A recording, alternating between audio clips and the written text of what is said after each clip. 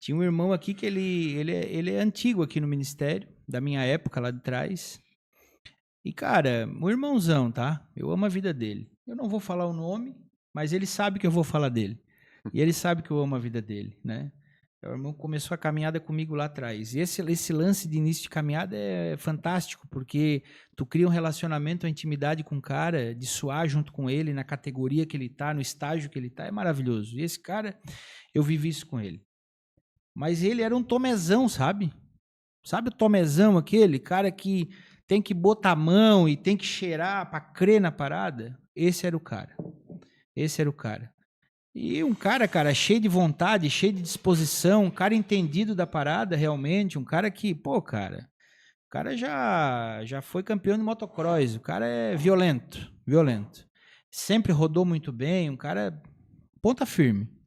E aí rolou uma missão para Bahia, nós temos que ir para Bahia, tal, tinha uma missão. E aí foi convocado 5 irmãos, eu estava no meio. E esse irmão também, pastor Edu, e mais 2. E nós fomos para Bahia, né?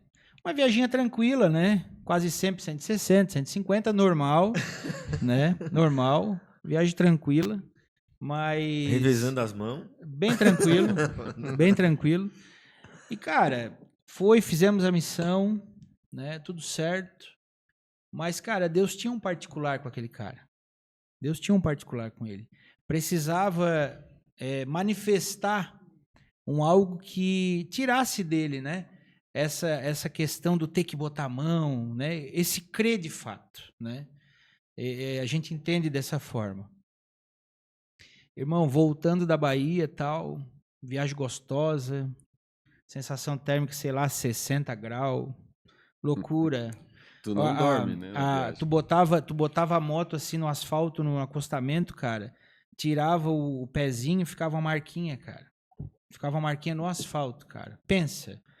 É loucura. Quente, quente, quente. E nós vindo naquilo ali e tal. Do nada, a gente rodando, né, no trem.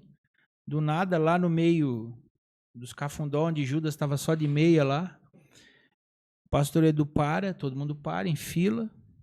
E aí ninguém entendeu nada, o pastor disse, pode ficar nas motos. Ele desce lá da frente, vem até esse irmão, que era o último da fila, e fala alguma coisa. Não sei o que ele falou, levou 1 minuto para falar, voltou para a moto dele e seguimos viagem novamente. E depois que a gente segue a viagem, esse irmão passa na frente e começa a puxar o trem, né? O trem é a rodagem, né? O trem é a formação que a gente roda, a gente chama de trem, né? O outro chama de bonde e tal, nós chamamos de trem. E o trem, ele é muito espiritual, a parada do trem é muito real, né? O que a gente fala, que o Thiago comentou e tal. Então não é assim, tu vai lá e puxa o trem. Não é assim, tu vai lá e faz tal coisa. Cada um que está rodando naquela posição ali, ele tem uma graduação, ele tem uma experiência, ele já passou por algumas coisas que tem o seu mérito para puxar aquilo ali, porque não é algo simples, é algo pesado. E ele começa a puxar o trem. E ele puxou o trem por um tempo, entenda que ninguém está entendendo nada, né? Ele puxou o trem por algum tempo, bacana, puxou bem, numa velocidade boa e tal, volta lá para o fundo. Passou uns 2 minutos, sumiu o cara. A gente não viu mais ele. Ele era o último. E aí ninguém viu, todo mundo encostou e tal. Junto com nós tinha um médico. Tinha um irmão, um dos irmãos nossos é médico e estava junto lá nesse dia e tal.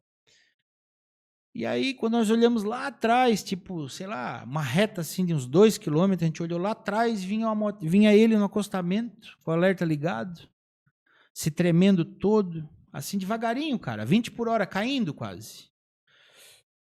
Ninguém entendeu. Ele veio, chegou assim perto de nós, já tropicando assim, cara, deixando a moto apagar, botou no pé e caiu no chão.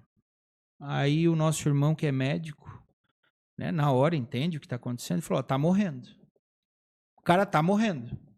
Com os lábios roxos, branco, ele todo branco, lábio roxo.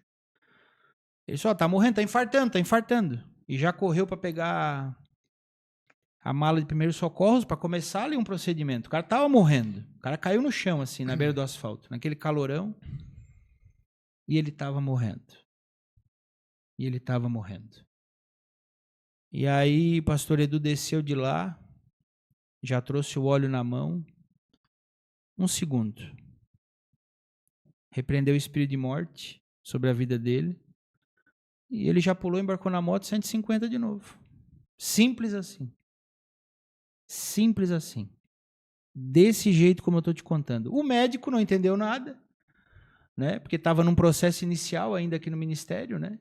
Certo? Deu uma confusão na cabeça, porque viu aquilo ali e disse, meu Deus, mas estava morrendo, o que que houve? Já foi uma experiência para o médico, foi para mim, foi para o outro irmão. Ali foi uma varada geral, né? E aí, cara, ninguém entendeu nada. Na próxima parada a gente parou e disse, o que que foi aquilo? Aí o pastor Edu revelou. Ele vira e diz o seguinte, eu pedi para ele puxar o trem por 7 minutos somente, porque o Espírito Santo mandou. Manda ele puxar o trem por 7 minutos, que ele vai entender o peso desse ministério. E só resultou na morte. Então, olha só. Bah, forte, hein? Pesado. Pesado. Pesado.